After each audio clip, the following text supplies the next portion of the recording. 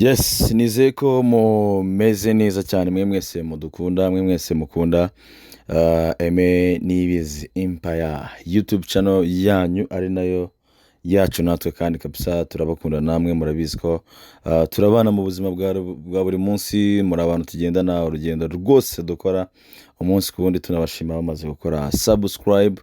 Ubu ngubu turi kwifuza ko turaza kuba turi umuryango byibuze twuzuye ibihumbi 15. Ndabizi ko burya ntinzwa cyangwa se bingora ndi kubibasaba, ariko muhita mubikora cyangwa se muhita mubishyira mu ngiro vuba cyane.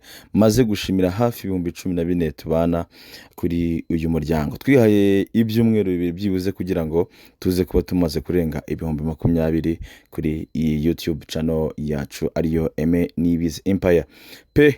Ndabashima by'umwihariko mbikuye ku mutima, muri abantu muri kunyereka urukundo rudasanzwe, muri abantu muri kumba hafi cyane kabisa, muvuga muti Aime ahangaha rwose ni mu rugo, tuhibonamo turi kumwe, nta kibazo na kimwe rwose ugomba kugira. Turi kumwe namwe, abaca inbox mukanyandikira, abaca kuri YouTube muri comment mukagira ubutumwa mwandika, rwose tubucishamo amaso tukabusoma, kandi rwose ndabikunda cyane iyo abantu muganira. Nta kibazo rwose, wowe wakoze subscribe, wowe wakanze kukazogera kugira ngo ikiganiro kizajya kiza uzajye uhita ukibona ku buryo bworoshye cyane. Meze neza rero, nitwa Niyibizi Aime nk'uko mumaze kubimenyera. Shalom y'umupagasi tuba turi kumwe, ariko this time muraza kunyemerera mwimi ijambo kuko mfite amakuru menshi kandi ngomba kubabwira mu gihe gito kitarenze iminota 30 turi kuganira hano kuri iyi YouTube channel yacu. Reka banze nshimire kandi byimazeyo iyo bita Fortebet, niyo betting company tugendana n'umufatanyabikorwa wacu muri iyi kuri YouTube channel yacu, iyi Aime Niyibizi Empire. Barakubwira bati rero twebwe uyu munsi muri Ero hari match y'ikipe y'igihugu y'Abongereza ndetse n'Abasuwisi. Ni match ikomeye iri buze gutangira mu kanya saa 12 z'umugoroba.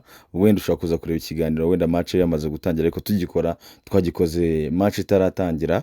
Barakubwira bati amabusyo ni menshi ararenga hafi 980 ushobora kuba wagura kuri uyu mukino, kandi nibo baguha ama betting options meza kandi afite odds ziri hejuru, cyangwa se afite ibikubo biri hejuru cyane. Korana ni betting company twa Fortebet. Iyi ngiyi nta hantu uzayicikira pe. Niyo waba udashaka gukorana nayo, ndakubwiza ukuri kuyicika biragoye, bitewe nuko iyi Fortebet niyo betting company yonyine hano mu Rwanda ifite shops nyinshi, kuko ifite shops zirenga 100 hirya no hino mu gihugu hagiye hatandukanye. Ikindi cya kabiri, niyo betting company ikubwira ngo uko byagenda kose tugomba gukorera ahantu hameze neza. Abantu bakunda kugenda muri izi shop murabizi, muzasanga ukuntu hateguye, uko hameze, muzabibona ko ari mwe muri betting company ziri tayari kandi zifite ubushobozi bwo kuba bakora ibishoboka byose kugira ngo byose bigende neza. Fungura account yawe muri Fortebet, ni www.fortebet.rw cyangwa se ni www.fortebet cyangwa se fortebet.raw. Hanyuma ubane na Fortebet ukiremo account bigende neza. Apa ya Fortebet turi kumwe n'ibita Esperanza Motel. Esperanza Motel ni motel nziza cyane mumaze kumenyera, iherereye kwirebero hano mu marembo ya Petit Prince. Abahazi Gikondo rwose uzamuka uri mu muhanda w'amabuye, ariko ugiye kugeraho urangirira neza umuhanda w'amabuye. Munsi y'umuhanda inzu iriho amantene menshi abantu bakunda kuhanyura barahazi. Iyo bita Esperanza Motel niho ibarizwa, ariko ifite umwihariko pe. Hari impamvu zirenze 5 rwose zo gutuma ujya kuruhukira Esperanza, cyangwa se zigomba kuba uri muri Esperanza muri aya masaha y'umugoroba. Aha niho hantu hambere bagufitiye iyo bita Esperanza Coffee Shop. Ntabwo ari utubari twinshi dufite coffee shop iri kuri standard ya Esperanza, kuko nikimenyimenyi Shalom araza kubereka mu mafoto ndetse n'amavideo y'iyi Esperanza Coffee Shop, kuko nimwe muri coffee shop zimeze neza. Ariko abantu benshi bamaze gukunda black coffee yaho, ndetse na cappuccino, ndetse niyo bita ngo ni cafe latte. Mujye mumva nimbivuga nabi, ibintu by'amakawa ntabwo ari ibintu byanjye. Gikera namenye ubwenge nzi ko amakawa ari ibintu abantu bihishamo, wenda bakina nka tapu, nkabona birera bitukura bigwa cyangwa se bisaro, ariko ntazi ko birangira bigenze, kuko nta hantu nigeze mbona wenda ngo batogosheje nk'agakawa wenda. Ariko abazi ibintu by'ikawa barakubwira ko ariya bafite umubarista uteye ubwoba, imyaka 15 akora kano kazi rwose. Twaje tuganira arambwira ati ni imyaka 15 mbikora professionnellement, ariko hari n'indi myaka 3 nabikoze nk'umwamateri nanabyiga, kandi noneho akaba nabikoze mu bihugu bitandukanye.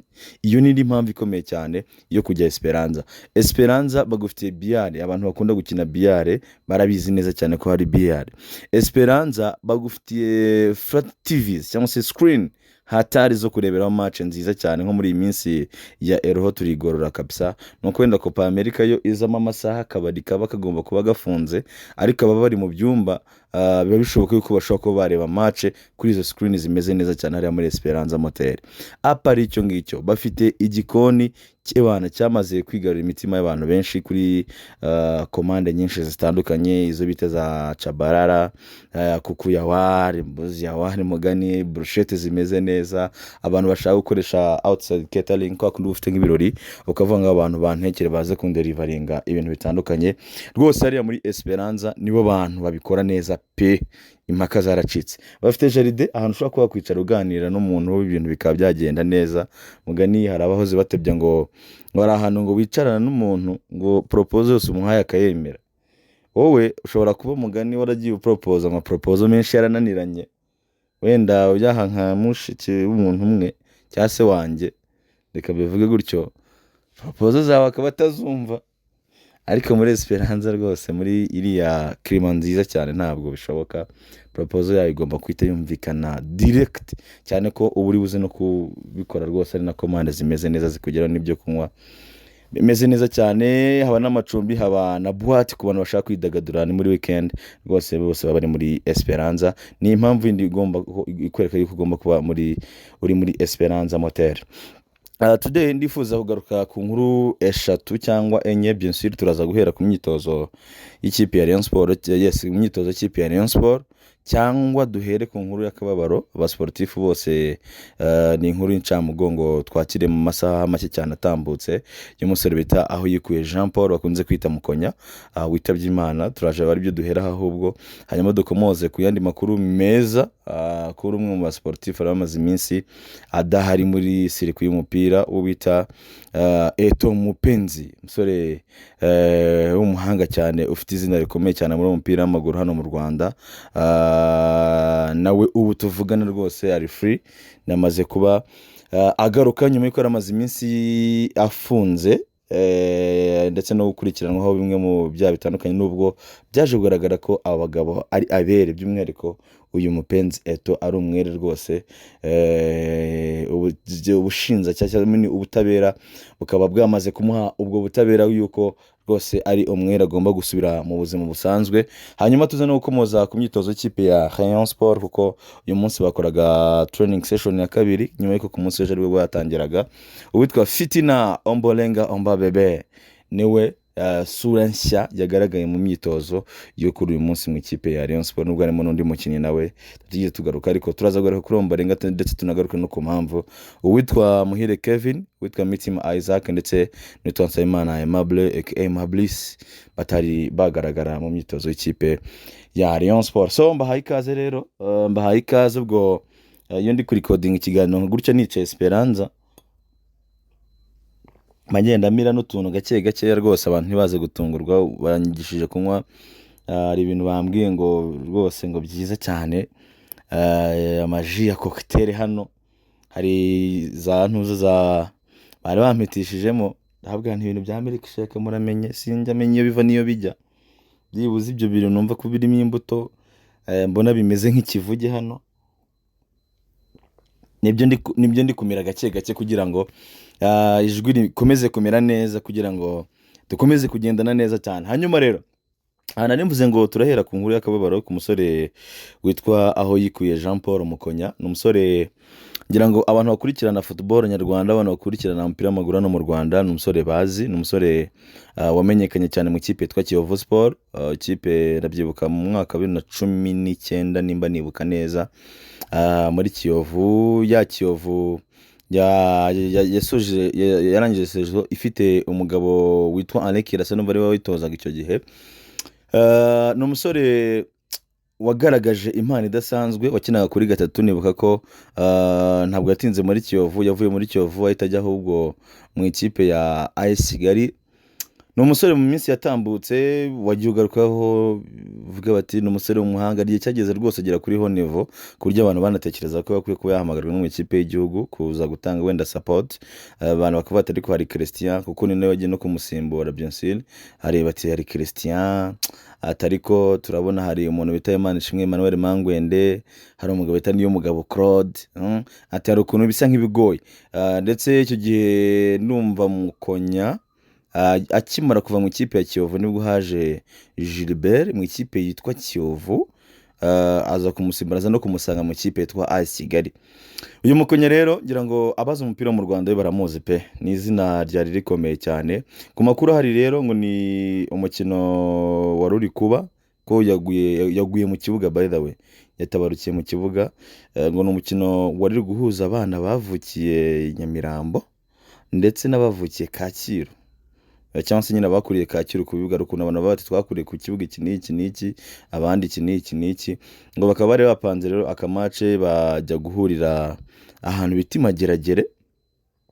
Hariho umukino wari uri kubera rwose hakiri kare cyane ku munota 15, kwa kundi baba bari muri action bateye umupira bateye cross, bashyira muri surface de réparation, Mutarama arasimbuka agongana n'umugardier hanyuma agwa nabi, ururimi rusubirayo cyangwa se ururimi ararumira. Hanyuma abantu bose basa nk'abagize ubwoba, ariko witwa Zidane wanabigarutseho rwose nk'umwe mu bantu bari banahari ndetse banasobanuye ko byagenze, arazagerageza ururimi ararugarura, abona umuhungu agaruye akuka ameze neza, abantu bahita bakora iyo bwabaga bamujyana kwa muganga. Amakuru atari meza rero yasakaye yuko yatabarutse nyuma yuko yarageze kwa muganga ndetse ari no kwitabwaho. Ubwo bita binagaruka no kuri cya kintu cy'impamvu kuri match zimwe na zimwe nk'izo ngizo numva ni match ziba ari ntoya, ntago bisaba wenda imbangukira gutabara, ariko buryo bibaye ari bishoboka. Football ni jeu de contact cyangwa se n'umukino abantu bagirana contact, bahura bakagongana bagahurira mu madiwere bagahura mu action atandukanye, nyine bibaye ari bikunda. Byakabaye byiza hari nka ambulance cyangwa se imbangukira gutabara ku buryo umuntu ahita ahabwa nka first aid cyangwa se ubufasha bw'ibanze hanyuma akajyanwa kwa muganga ameze neza, kuko ni insida zikunda kubaho ku muntu yamira ururimi ariko bakamuramira, bibaho cyane muri basket, biraba ahantu henshi biraba. Abantu bibuka action yitwa Rudasingwa Prince n'umusore bita witwa Gasongo ikipe ya Musanze mu mwaka ushize w'imikino, baragonganye witwa Prince arangirika cyane. Nibaza nk'iyo bari gukina nk'iyi match y'Mageragere ubu Prince naba yarabaye amateka. Niyo mpamvu rero ku rundi ruhande byo abantu bakwiye kuba banabitekerezaho. None urumva n'umukinnyi wari ufite n'amasezerano mu ikipe yitwa AS Kigali, vuga ati ngiye kwita ngaruka mu kazi, ngomba kuba ndyana ameze neza kabisa ndi tayari, ariko amakuru mabi nk'aya ngaya donc ntawumenye umunsi na accident mu zindi, ariko ni inkuru mbi ku ba sportif vraiment. Isi nakurikirana ni umutoza bita Ntirenganya benshi bazi hariya i Gatsibo, wazamuye amazina y'abakinnyi benshi ba Jaber, abasore nka Baruboneka Bosco n'andi mazina atandukanye, nawe wari watabarutse ku munsi w'ejo. Urumva ko isi y'abasportif cyane cyane muri football dutakaje abantu babiri b'ingenzi kandi n'amakuru atari meza. Pole sana ku muryango wa Mukonya, pole sana ku ikipe ya AS Kigali, pole sana ku basportif twese muri rusange, ariko by'umwihariko ku bantu ba hafi witwa aho yikuye Jean Paul aka Mukonya. Amakuru mfite ntago ndi sure ko wenda yari afite umuryango cyangwa se wenda yari afite nk'uwo bakundana, ntago byabura, ariko urumva ko nawe ni ibihe biba bitoroshye abagiye kunyuramo nyuma yo gutakaza umugabo we, donc hari ukuntu bigoye, ariko ni inkuru mbi. Ubwo nta kundi baruhukire mu mahoro witwa aho yikuye Jean Paul aka Mukonya. Yari umwana uzi kubana n'abantu benshi cyane muri rusange, niyo mpamvu mbona na social media zisa nk'izanyeganyeze cyane kubera uyu musore bita Mukonya watabarutse. Yes, ubwo ni ibyo nagomba guheraho. Hanyuma ikindi gikurikira wenda ntabura gukomozaho ni umugabo yitwa Mupenzi Eto, abenshi baramuzi n'izina rikomeye cyane. Uyu Eto abenshi bamumenye ari mu agent de joueur atwara abakinnyi kumwe n'Uburayi, nubwo wenda bamuzi kuva na mbere witwa Eto yabaga mu bintu by'umupira guhera akiga muri Asperge guhera eto ajya mu matesite agiye atandukanye mu Bubiligi bikaza kurangira atuye mu Bubiligi. Umwaka ushize w'imikino mbere ya match ikipe ya Kiyovu ndetse n'ikipe ya APR Football Club mu gikombe cy'amahoro, benshi barabyibuka, nibwo uyu mugabo ndetse n'abandi bagabo babiri bakoranaga mu ikipe ya APR Football Club, ni kuvuga team manager Major Jean Paul ndetse na team doctor nawe batawe muri yombi, ndetse n'undi mugabo wavugaga muri ibi bintu, umugabo bita Sheikh Bilal, bivuga ko ari umugabo ukora akazi k'ubuvuzi bwa gakondo, ariko mu mupira bita nyine abarimu cyangwa se n'abita abarozi, ariko reka tubite abavuzi ba gakondo. Bivuga ko yari amaze iminsi rero akora ama ekipe agiye atandukanye ya hano mu Rwanda match kugira ngo bigende neza. Hagiye havugwa byinshi, abantu bakekwagaho batabwa muri yombi, biza no kugera kuri nyakubahwa perezida wa repubulika, murabyibuka, akajya bikomoza avuga ngo hari umwanda numva muri football, ibintu numva bidakwiye muri football. Ariko icyiza nuko rwose ubutabera bwo mu Rwanda bwahaye ubutabera aba bagabo nyuma yo gukurikirana bagasanga ari abere. Ibyo bintu rwose bivugwa ko haba harageragejwe guhumanywa abakinnyi b'ikipe yitwa Kiyovu Sport, ngo hashyizwe umuti wa prematozine, bari prematozine, sinzi niba mbivuze neza, umuti usinziriza cyangwa se ugabanya imbaraga, wenda ku muntu ukeneye wenda nko gusinza cyangwa se wabuze nk'ibitotsi cyangwa se ufite nk'ububabare. Bivugwa ko ngo wagombaga gushyirwa muri ji cyangwa se ndetse no mu mazi cyangwa se mu gacupa ka ji, hanyuma abakinnyi bose ba Kiyovu Sport bakaza gusomaho, byitwa ko ari nk'umuti, ahubwo uwo mwarimu cyangwa se uwo muganga yahaye Kiyovu Sport kugira ngo baze kuba bari tayari, baze gutsinda match. Abantu bazi ibintu by'umupira murabizi, ubundi hari icyo bita condition, hari igihe babakubita condition, bati umwarimu umuganga yavuze ko kugira ngo dutsinde iyi match biraza gusaba ko bigenda gutya gutya gutya na gutya.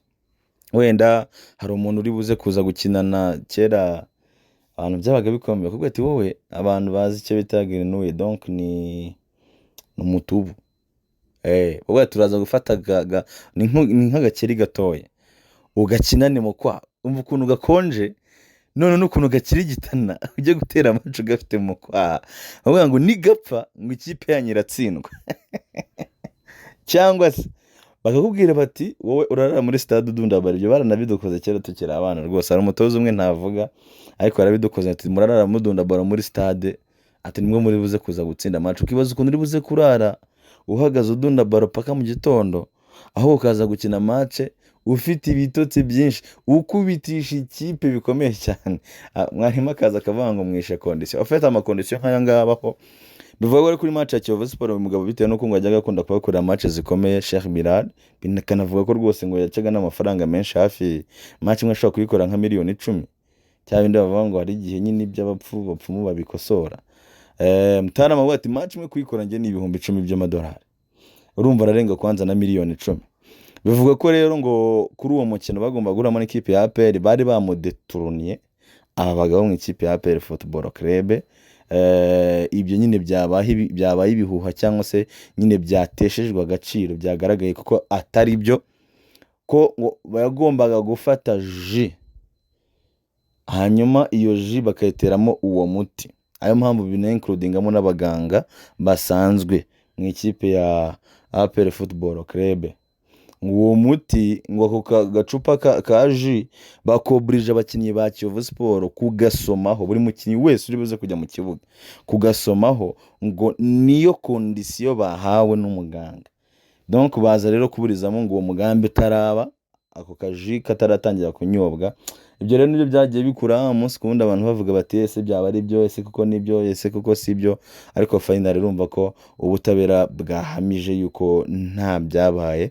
Abantu ari abere yaramaze hafi rero umwaka umwe ndetse n'amezi 2 mu Penzeto ndetse n'abagenzi we bafunze nyine bakurikiranyweho icyo cyaha. Ariko urumva finally babanye ubutabera, babaye abere. Ubwo twamubwira tuti welcome back. By the way, ngiye ni inshuti yanjye cyane, by the way ni umwe mu bantu bishimiye kuba uyu mugabo bita Mupenzi Eto Fils kuba yagarutse rwose muri gahunda. Sinzi niba ari buze kuza gukomezanya na Nyamukandagira, ariko ndabishidikanyaho cyane bishobora kuza kurangira yongeye kwifatira umwanzuro akisubirira aho yiberaga n'ubundi ku mugabane Burayi mu gihugu cy'Ububiligi za Brussels, kujya kwikorera business ze, kwikorera gahunda ze nk'ibisanzwe.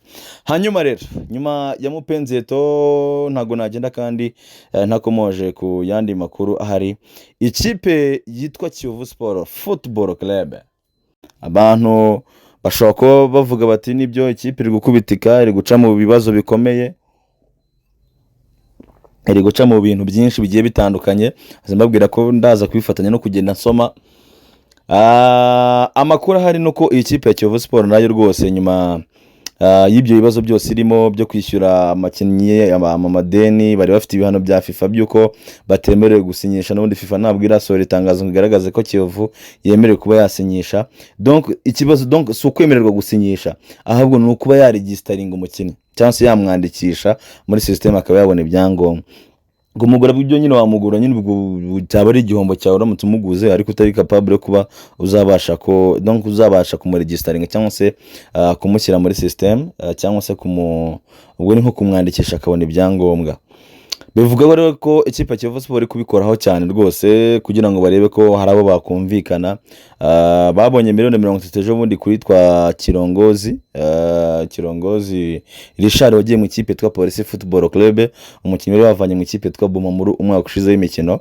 Amakuru avuga ko ayo mafaranga bari kugenda bagabanya abantu bafitanye ibibazo, cyane cyane babereka icyo bita volonté, donc ubushake bwo kuba bakwishyura iyi kipe, donc bakwishyura abo bantu cyangwa se abo bantu bari mu ikipe ya Kiyovu Sport, bakavuga ko rwose ibishoboka byose babikora kugira ngo ibintu bigende neza.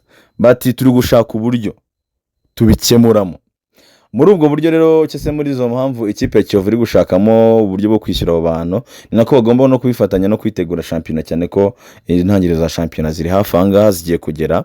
Amakuru ansumira turuka i Nyamirambo kuri ofisi y'ikipe ya Kiyovu Sport, baravuga bati nyuma yuko twavuguriye donc bis bamaze kubitera amarange, imeze neza rwose, iri kogoga imihanda ya za Nyamirambo iri tayari, bari gupanga gusubukura imyitozo ntagindutse mu cyumweru gitaha, cyane ko shampiyona iraza gutangira ku itariki 14 z'ukwezi kwa 8. Birumvikana neza ko ku itariki 14 urumva hasigayemo hafi ukwezi kumwe gusa. Ukwezi ugomba gukuramo pre-season, ukwezi ugomba kwiteguramo shampiyona. Urumva birasaba nyine donc gukora imyitozo iri intensive cyangwa se y'imbaraga iremereye cyane kugira ngo bikunde. Kubw'iyo mpamvu rero nabo batangiye gutekereza kujya ku isoko ry'igura n'igurisha. Amakuru mfite rwose 100% nuko ikipe ya Kiyovu nk'imwe mu makipe afite ijisho rireba cyane kabisa ku isoko ry'igura n'igurisha, nk'imwe mu makipe agira strategy yo kuvuga ngo reka twigurire abamake ariko bakaze. Abo ba Kirongozi bagurishije miliyoni 45 babaguze ibihumbi 10 n'ubundi. Uwitwa Richard Kirongozi rwose bikozwe n'uwitwa Ndorimana François Regis, bakunze kumwita General n'umugabo witwa Karimu, nana baramutse cyane. This time rero biciye muri vice president wayo bita Al, bakunze kwita Mapine, niwe wagiye muri negotiation n'uyu mukinnyi mwiza witwa Kesi Jordan. Uyu Kesi Jordan n'umukinnyi w'umuhanga cyane benshi bamenye mu ikipe yitwa Vitaro Football Club. Yes, kuba tazi neza rero uwitwa Kesi Jordan ni umusore umuhanga cyane wigaragaje mu mwaka ushize w'imikino, cyane ko Brian Fazare muri shampiyona mu gihugu cy'u Burundi bakubwira ko ari we wari meilleur joueur, nyuma yuko afata umwanzuro gafata indege akerekeza mu gihugu cya Zambia, akaba ariho yajya gukomereza kariyeri. Yagiye muri Zambia ntibyagenda neza, mu kutagenda neza rero muri Zambia biza kurangira agarutse mu gihugu cy'u Burundi, agaruka mu ikipe ya Vitaro. Bituma rero muri ikipe ya Vitaro akigaruka ndetse asa nk'utagarutse kanye confidence yajyanye, ariko ni umuwinga mwiza uwo bita Kesi Jordan, kandi noneho unatsinda pe. Icyo gihe rero ngira ngo murabyibuka muri pre-season ikipe yitwa Vitaro kino ikipe yitwa Rayon Sport hano i Kigali Nyamirambo, witwa Simon Tamara akora amabara afunga baro kayipasa nabi, yashatse gucenga umuntu barayimwambura. Hari umusore wari gukina ku ruhande rufite imisatsi na rokoke hatari, mutaramu wacenza abantu bitwa ba Serumogo, abitwa ba Mucyo Junior Didier, abakora harabacenga ku buryo bukomeye cyane. Niwe musore witwa Kesi Jordan.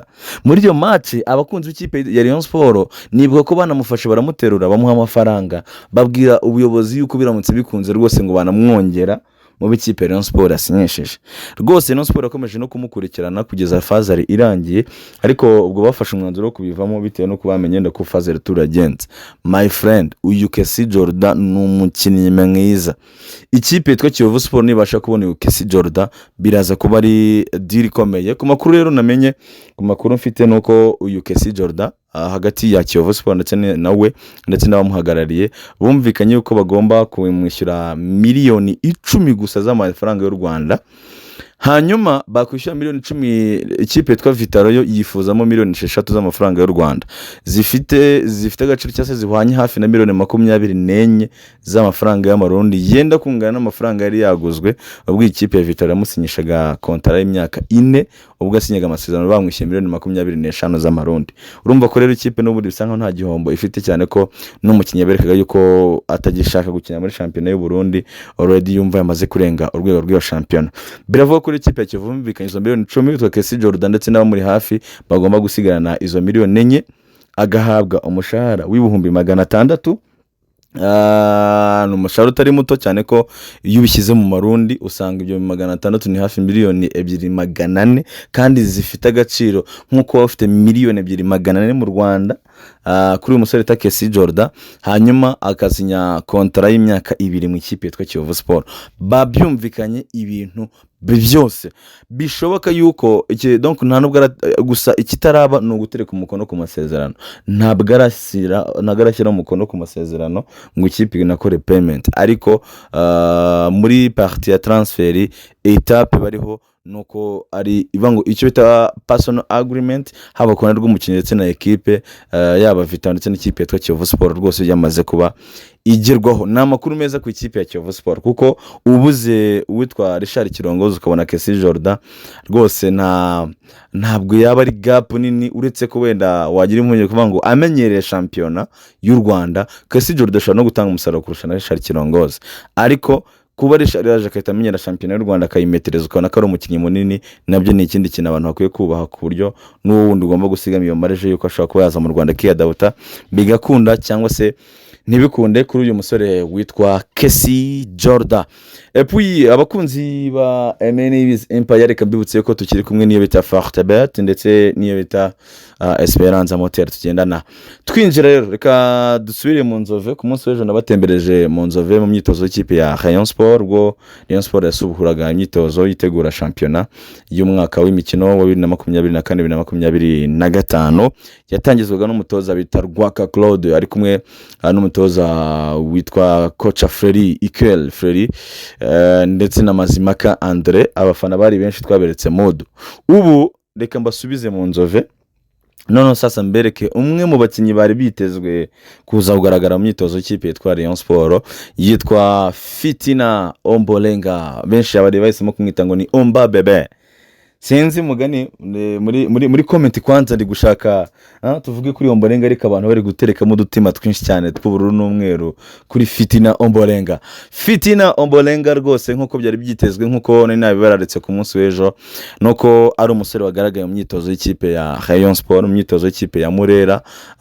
Rwose yageze mu Nzove ahagana rwose mu masaha 8:55 gutyo arahageze aje kwitabira imyitozo ya mbere mu ikipe ya Rayon Sport yagomba gutangira ku masaha y'isa 9:30 mu ibara rya Blue Ciel. Uwitwa Fitina Ombolenga rwose nguyu amashusho ye murayabona mu myitozo.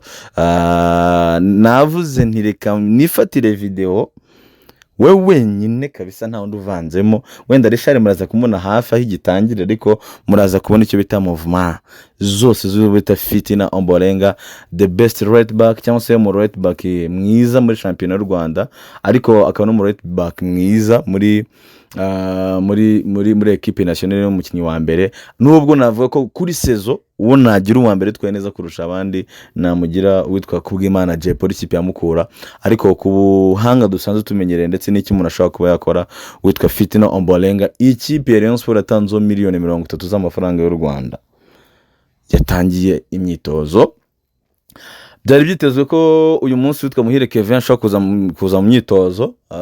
Ejo rero yasabyaga ukivuga ko atameze neza arwaye, ariko ubwo ngiye nagezaho nibaza ndavana witwa Muhire Kevin aho ntiyaba ari kwanga gutangira imyitozo kubera yuko ibyo bitari byaba sorted, akanyenyeri ke katari kuzura ngo kagere kuri konti, nubwo hari amakuru mfite ku ikipe ya Rayon Sport yaba yaramuhayeho. Biravugwa, birahari yuko hari udufaranga ashobora kuba yarabonyeho yashobora kuba yafasha Keve mu buzima busanzwe, cyane ko ari umusore still n'ubundi kapiteni w'ikipe ya Rayon. Ubundi ni gake cyane twumva Keve yasebye imyitozo. Bari no gupanga ni match y'umuhuro mu mahoro yahuje APR Football Club ndetse n'ikipe ya Rayon Sport. Abona se ntago mubyibuka ko Keve yururutse indege yatajya imyitozo mu Nzove na bagenzi be koko. Uwitwa Muhire Kevin ni umusore utagaragaye mu myitozo yo kuri uyu munsi. Ubwo undi musore utagaragaye ni umusore witwa Mitima Isaac ndetse n'uwitwa Nsabimana Aimable aka Mablis aka arya Mabure mwita ndijazina di mwita makwikwi aka makwikwi. Nawe ntabwo yagize agaragara mu myitozo yo kuri uyu munsi ikipe ya Rayon Sport. So afite Nomborenga rero ubwo nyuma yo kumusinyisha n'umusore wanishimwe cyane mu Nzove, abafana bamukomeye amashyi, ababashije kwitabira imyitozo y'ikipe ya Rayon Sport bamukomeye amashyi ku buryo bamweretse urukundo ko ari umukinnyi bishimiye, ampressing umukinnyi wavuye muri mukeba, wavuye mu ikipe ya APR Football Club kandi agifite imbaraga zo gukina, agifite byinshi byo gutanga kuri iyi kipe ya Rayon Sport. Ubwo kabiriye rero abantu ejo naberetse witwa Serumogo ari Omar. Serumogo ari tayari, none byanatunganye mbanze ubuyobozi bwa Rayon Sport utari bubizi yuko ari buzi ko bari bafite amakuru. Ubuyobozi bwa Rayon Sport bwatunguwe nuko yaje mu myitozo kuko bisa nta communication yari hagati n'ubuyobozi. Baheruka uyu mutana babwira ko yagiye za Dubai, yagiye kwikorera test, aza kumenya ko ubuyobozi bw'ikipe ya Rayon Sport bwarakaye, aravuga ati rero nimba uko bimeze njyewe ntabwo nigeze nije amasezerano y'ikipe ya Rayon Sport, akazi igihe kagomba gutangira ngomba kuba mpari. Ejo uwitwa Serumogo ari Omar rwose yari ahari kugenda akwitwe twadusantira tunyereza gake gake, bivuze ngo kabiri ubundi ya equipe nationale yamaze iminsi bahamagarwa muri equipe nationale y'aba Serumogo ari Omar ndetse n'utwa afite Nomborenga bose ari mu ikipe twa Rayon Sport. Byongera no ku musore twa Kabang, ariko ngiye mbona nk'umwaxial cyane cyase nk'umuntu wakina muri axe centrale kurenza uko mubona nk'umuntu akina kuri kabiri. Bivuze ngo kabiri ya Rayon Sport iraza kubidadiye umwaka utaha imikino pe. Ufite Nomborenga, ufite Serumogo, warya mu gasinziro ukavuga ati kabiri yanjye mfite nta kitwaye. Gatatu ubwo ni kwa Bugingo ndetse no witwaga Nijuru Elia, nabonye nawe unameze neza cyane muri rusange. So ngira ngo niyo update idasanzwe iri mu Nzove. Ibindi byo no gukomeza gukurikirana cyane ko hari amakuru ndi gukurikirana y'abakinnyi bashya bagomba kwiyongera mu ikipe ya Rayon Sport. Ariko rwose icyo nabaho mo promise nuko muzaba ba mbere, mwe mwakoze subscribe kuri YouTube channel ya MNEV's Empire, muzaba ba mbere kabisa kubona amakuru byo ndabibijeje pe. Muzaba ba mbere kubona aya makuru y'abakinnyi bagomba kuza, babwira detaye zose. Nk'ubu ngubu mbavunguriyeho hari kuvugwa abataka bagiye batandukanye muri aka karere. Ndumva harabagiye bavuga abataka ngo bari muri Kenya, abataka bari hehe. Amakuru mfite yizewe nuko priority cyangwa se umuntu wibanze ikipe ya Rayon Sport irambirijeho ishaka kuzana n'umwataka uzaturuka muri West Africa, muri Afrika y'uburengerazuba. Akaba ari umwataka usanzwe akina atsinda, akaba ari we mwataka nk'uko abantu babonye uwitwa Sai Mohamed Sai ataka hatari ikipe ya APR Football Club yamanuye. Ashobora kuba atari nk'iyo standard wenda kuko umunyamauritania we yakinaga no muri equipe nationale, cyane cyane muri equipe CHAN yarakinaga, abantu baramubonye witwa Mohamed Sai. Ariko iyi APR we induru zizavuga aje guhanga n'utwa Victor Mbaye Macu kuwemeka. Ni nko kuna abantu bahoze bareba witwa mu Rwanda hagiye kuba ikintu gikomeye cyane. Tugiye kubona post imwe ihanganyirirwa n'uwitwa afite Nomborenga ndetse no muri Serumogo ari Omar. Iyo ni duel mugiye kubona ikaze no mu Rwanda. Indi duel uwo bita Victor Mbaye Macu kuwemeka n'umutaramo bita Mohamed Sai. Umwe n'umwataka wo mu Nigeria, undi n'umwataka wo mu Mauritania. Indi duel yatangiye no kugaragara, abari batangiye no kugira impungenge. Uwitwa Arona Musa Majaliwa n'umuntu bita Niyonzima Olivier Sefu bahanganiye umwanya umwe. Barakubwira bati Niyonzima Olivier Sefu ntabwo yumva ko yakwicara, ntibishoboka. Aruna Musa Majaliwa yaje yakaniye noneho muri forume afite ameze nka wa Majaliwa abantu bibuka wajya ugatigita muri mediane hose aho baro itambutse yose ari kipe iratwara, itambuka ari kipe iratwara, itambuka ari kipe iratwara. Indi duel hatari abantu bitege umuntu bita Muhire Kevin n'umuntu bita Richard bagomba guhanganira umwanya mu ikipe ya Rayon Sport. Gatandatu nabo babiri, umunani akaba Muhire Kevin ndetse n'utwa Richard. Hari umutaramu nabonye muri message wanyandikira ambwira ati ibintu byo kutamwita Martin Odegaard simbyumva. Ati uyu muntu kwiye kumwita Martin Odegaard apana gukomeza kumwita ibintu bya Richard ngo si Joey ngo nini na nini. Uyu ni Martin Odegaard. Uwo Martin Odegaard n'umuntu bita Muhire Kevin ni ibibazo bikomeye cyane. Hanyuma indi duel hatari mugomba kwitega mbibabwiriya. Uwitwa Richmond Lamti mediateur box to box hatari Ghanaian araza kuba hanganye n'umuntu bitaruboneka Bosco mu ngo Gatsibo. Iyo nindi duel mugomba kwitega. Abantu muraza kubona induri Nyarugenge miriraza kwaka. Indi duel hatari aro bita Katerega waje mu ikipe yitwa Police Football Club.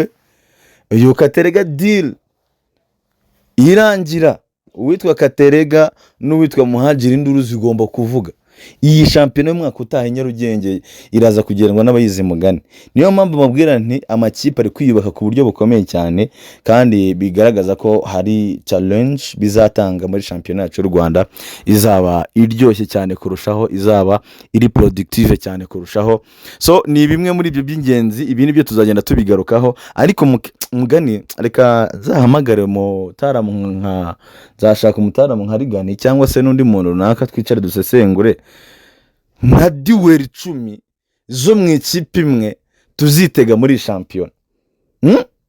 Reka nzashaka umwanya cyake nk'umuntu umwe rwose tuziganira hano kuri YouTube channel, cyangwa se mwe munyoburije umwe mushaka mumwe ati tuzanire kanaka musesengure kuri izi duel, kuko attention Nyarugenge induru zizavuga. Urambwira ngo uwitwa Sefu n'utwa Majaliwa bizagenda bite? None se Fitina Ombolenga n'utwa Serumogo ari Omar n'umwe equipe nationale gikigeze bakajya bicazanya umwe akicara n'undi agakina. Nese ubu murambwira ngo uwitwa Richmond Lamti n'umugabo itaruboneka Bosco bizagenda bite? Nese ubu mukambwira ngo uwitwa Katerega n'uwitwa Muhajira Kizimana M10 MH10 ariko sha Nyarugenge induru ziraza kuvuga. So urumva ko rero biraza ko bimeze neza cyane muri shampiyona. Ubwo nagomba kurara mbahaye update cyane cyane y'amakuru ya sport iro bavuga hano mu Rwanda. Ubwo ku ikipe ya APR Football Club gisigaye nuko bagomba gufata rutema ikirere bakerekeza muri Tanzania nimugoro nawe zindi kumwe n'abafana b'ikipe ya APR yaba ubita Rujugiro ndetse n'utwa Sapong uretse kuva mu ikipe yitwa Rayon Sport akajya mu ikipe ya APR bazambwira ati turaza kuba turi Arusha ku munsi wo ku cyumweru. Bati tugomba kumanuka ari azarusha kugira ngo tudutembera gake gake tumenye kumara situation. Avuga ati ndi kwenjoyinga ibyiza by'ikipe yitwa APR Football Club. Urumva ko bimeze neza cyane. So reka mfata umwanya bashimire rero mwe mwese tubana mutwereka urukundo kandi buri munsi pe tuzadukora ibishoboka byose tubaha amakuru haba mu gitondo haba nimugoroba haba imvura igwa haba izuba riva. Umva fite icyo bita inshingano zo kubaha amakuru ku mutima uteye, namwe mukagira inshingano zo kudukurikira no kudukunda mukora subscribe kuri YouTube channel yanyu ari nayo yacu MNEBS Empire. Mwarakoze cyane abakoze subscribe, murakoze cyane namwe mubikoze, murakoze cyane ko namwe mukomeze kubisangiza abantu kugira ngo tujye dukunda guhurira kuri YouTube channel. Nitwa Nibiz Eme yakoze cyane twa Shalom officiel kuba yambaye hafi no kugira ngo n'ikigano kibagereho 5/5. Reka dusubire ku munsi w'ejo cyangwa se nta wamenya no masaha y'ijoro bite nuko hari amakuru yabagiye hanze, donc inkuru imanuka direct natwe tumanuka. Ciao bye bye. Yakoze cyane Fortbet ndetse na Esperanza Motel.